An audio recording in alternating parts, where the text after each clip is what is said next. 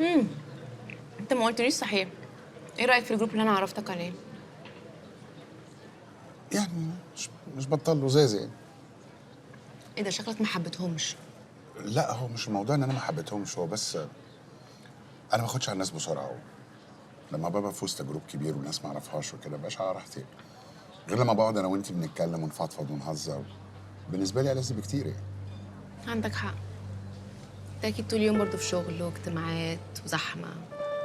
تبقى اكيد محتاج تقعد في حته هاديه تريح فيها دماغك شويه. بالظبط كده.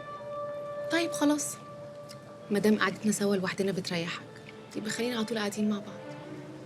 ها؟ يعني انا كمان ما عنديش صحاب قريبين، وموافقه جدا ان احنا نبقى اصحاب، الا لو انت عندك مانع يعني.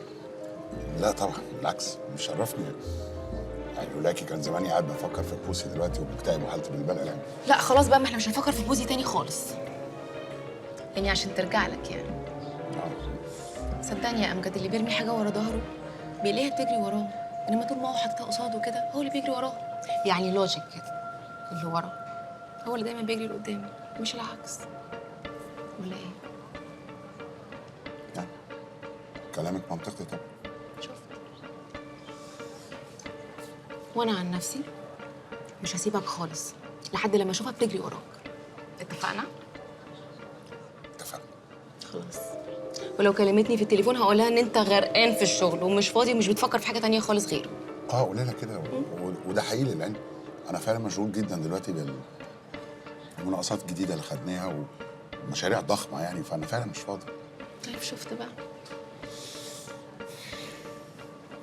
كان نفسي قوي يبقى في مزيكا هنا، بجد كان نفسي ارقص قوي النهارده. مش عايز تروح حته نرقص فيها؟ زي ما انت عايزه. اوكي.